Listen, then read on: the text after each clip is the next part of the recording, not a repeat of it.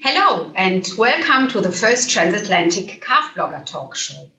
In partnership with Förstertechnik, a leading manufacturer of auto feeders distributed globally, the German calf blogger and veterinarian Dr. Zieger and the US-American calf blogger and emeritus professor Dr. Bob James have created two platforms through which dairy farmers can exchange information on topics and trends about successful calf rearing.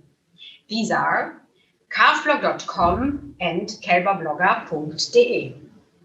Today they will meet in the virtual space and we are very excited to be part of this great project.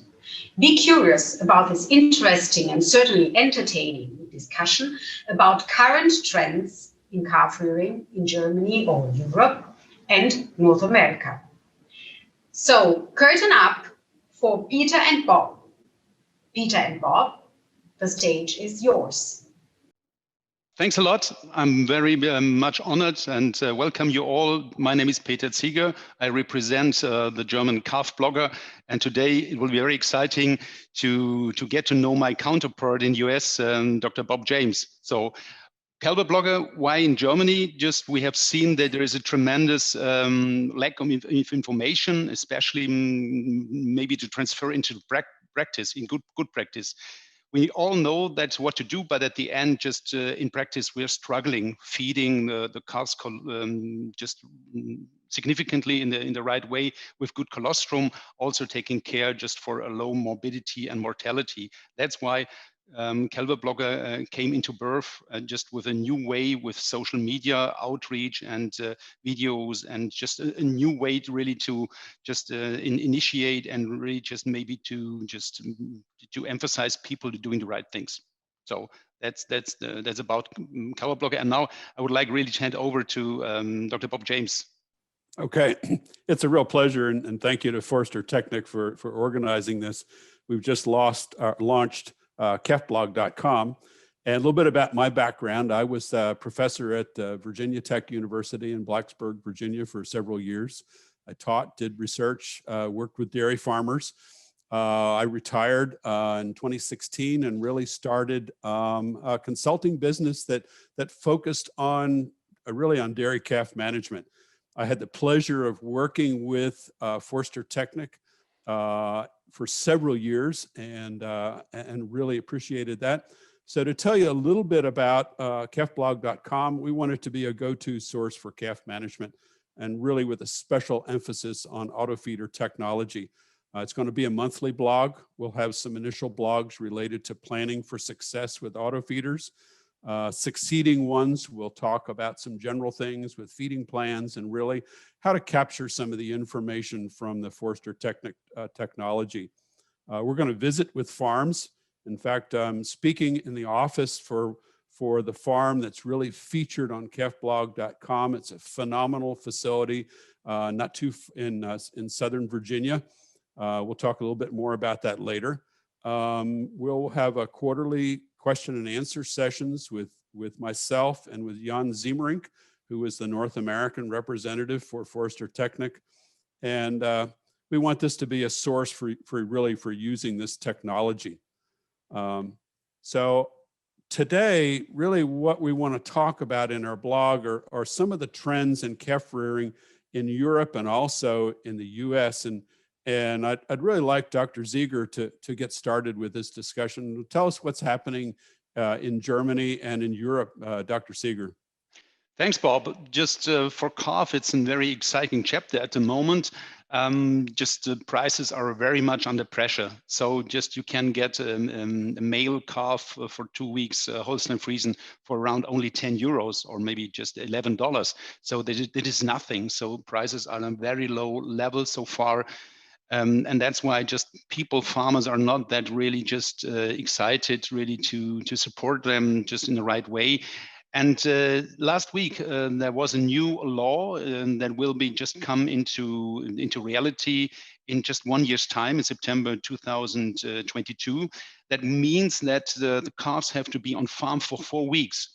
Now they have to be on farm for 2 weeks, and this will create a lot of questions, but also a lot of uncertainty. That's to say, just what will they do with the calves, with the male calves in detail. So what will going to happen, because farmers are afraid they could not get much more money out of them.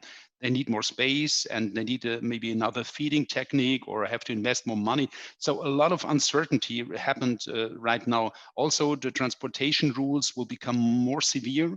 These are just maybe the key points. And also, we see still a lot of consolidation of the farms going on. 7-8 years ago in Germany, we had around 90,000 dairy farmers. Actually, at the moment, we have only around maybe 55,000. That has almost half them. Just that means that farmers are growing, especially the family-run farms are growing, and a lot of farmers are running out of business. So this also, and the just environmental rules will also become much more severe. And the public is very severe looking what farmers are doing with the calves, with the cows, for cow comfort, calf comfort. And these are the main topics we are discussing right at the moment here in Germany and in a lot of other parts in Europe. I'm eager to know, what is the situation in the US, Bob? Well, I think we see some similar things. And in fact, I had a webinar last month that talked about some of these things. And I think we've seen consolidation and expansion of dairy farms. I think when we deal with expansion, we're dealing with a lot larger farms. Taught a class several weeks ago in New Mexico and worked with some farms that were in excess of 10 to 15,000 cows. And we're also starting to pay attention. In Canada, there's been some rules about transportation. We do have a lot of calf ranches in the US. And I think some of these legislation in the future, we really need to be concerned about that.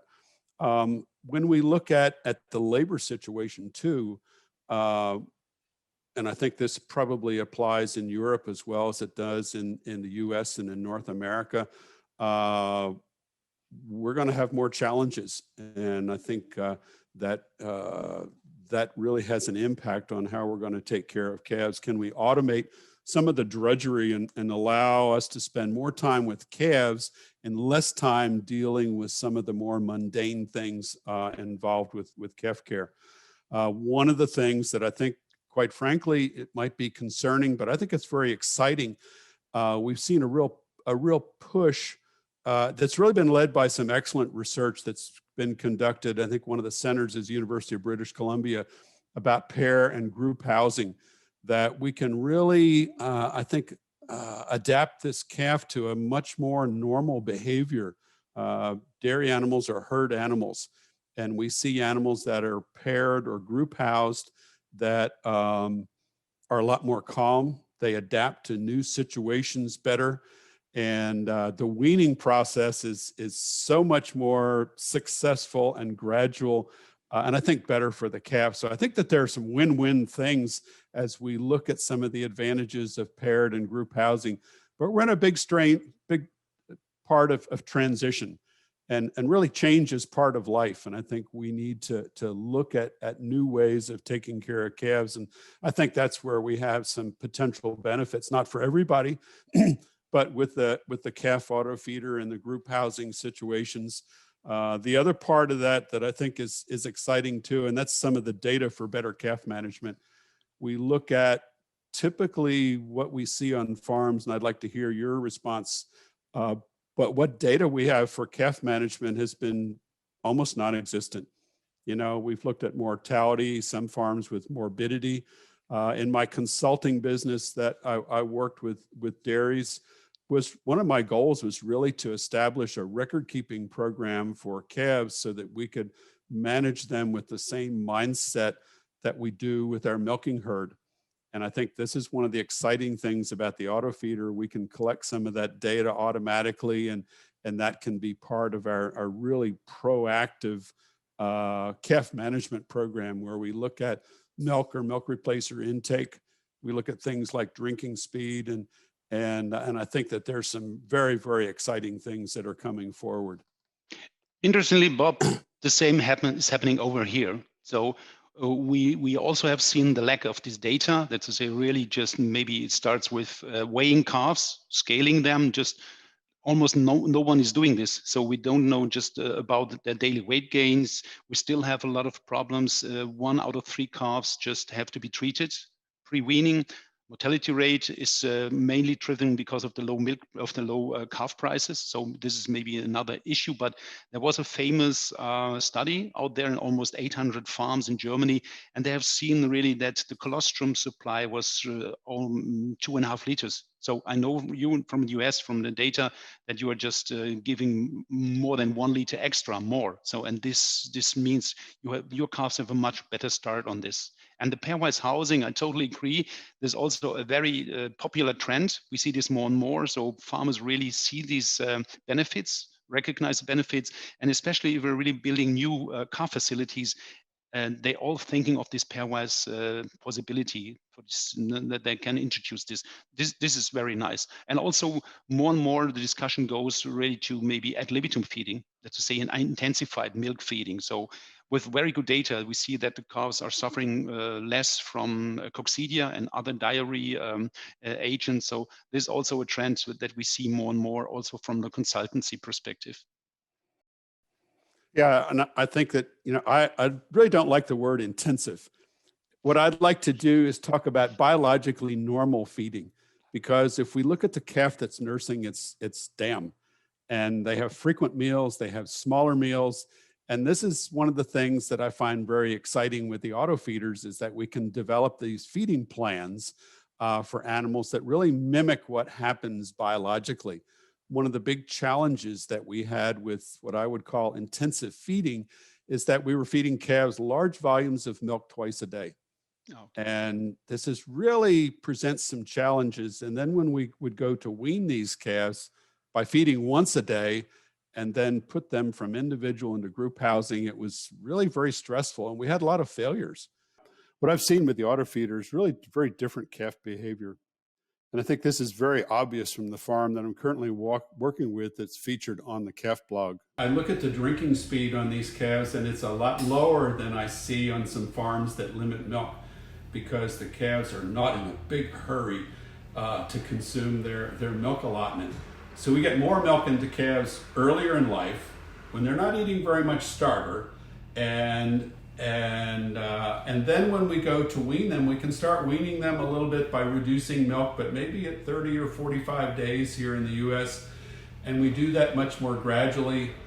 And they've already been in a group, and so they adapt so much better. On the calf blog, we have several videos that will be coming online here within the next few weeks that I think document the farmer's viewpoint on this, and that's really what's important. The farm, Hammock Dairy, has 8 pens of calves with 20 calves per pen and really excellent maternity, newborn, and colostrum management. It's just really remarkable, the health situation on this dairy. I mean, they have a beautiful facility, and the calves are really growing well, and it shows what's, I think, really possible if we do the right things correctly. Actually, weaning just is a very good point. In Europe, we are tending to wean calves significantly longer now. We're going for at least 8, 9, 10, sometimes even 12 weeks. And the results are tremendous. Very much better than we have seen before. The calves are not falling into this dip that we often observe in 1 out of 4 calves. They're doing much better. I couldn't agree more. So this is really a nice trend that we observe. We wean calves sooner in North America, about 56 to 64 days. We've been very successful with this strategy. Our feeding plan is essentially starting with backgrounding calves for 3 to 10 days with bottle feeding, and we're feeding somewhere about 6 liters of milk per calf per day. We move then to 40 fit or ad libitum milk for about 30 days. We generally limit our milk during this period of time to somewhere between 1.5 and 2 liters of milk per meal, with an interval between meals of about 2 hours. We do that for 30 days, and about 30 days we reduce over 4 days from 12 liters to 8 liters. And sometimes I'll run this a little bit less depending on what intakes run on the farm. We hold then at 8 liters for 10 days. And what this does, this management does, is really stimulate starter intake. And then we gradually reduce the milk from 8 liters to 2 liters per day over 10 to 14 days. And then the calves are weaned. Now, when we talk about particularly the 40-fit, this is the departure for many farms, and I think they get a little bit concerned over this. But this is more milk, and it's in a lot less stressful manner, and it's only for a short period of time. Really what we see is milk intake is very variable on farms, and some calves really may peak out at 8 liters per day, and that's all. Whereas we have some other calves that will eat as much as 14 or more liters per day. But remember, this is for a short period of time, and we're limiting how much they can consume at a meal. Now, the important thing to remember is more milk early in life is very important, because regardless of our feeding program, these calves are not consuming very much calf starter, and it's not going to really help in terms of meeting their nutrient requirements. When we used to feed 4 to 6 liters per day, this really won't meet nutrient requirements of maintenance during cold weather. I think really the automatic calf feeders provide an exciting opportunity to provide more nutrients strategically when it's very essential to growth and health of that young calf when they eat such little starter. I couldn't agree more. And I'm very much looking forward to our next session. Thanks a lot. This was very informative for our listeners, for myself. I very much like this first exchange between you and I, between these two continents. So it's very interesting. And I'm very much looking forward to the next sessions, talked about the colostrum quality, how we apply colostrums best, the work around this, and also a lot of things still have to be just on our list that we're looking much forward really to talk to each other. Bob, thanks a lot. It was very inspiring, and looking forward to our next talk. Stay safe. All the best. Bye. Well, goodbye, Peter. And again, it's been a real joy for me to visit with you and have the opportunity to interact and to, quite frankly, learn from each other. I think we all can be students and we all can be teachers, and this is really, really wonderful. And I want to thank Forster Technic for sponsoring this. And let's return our Zoom call to Forster Technic, our sponsor for this joint call, and look forward to ones in the future. Thank you very much. Thank you, Peter and Bob, for the great insights you gave us into the exciting topic of calf rearing. We look forward to your regular blog posts and the next Calf Blogger Talk Show with you both. Stay tuned.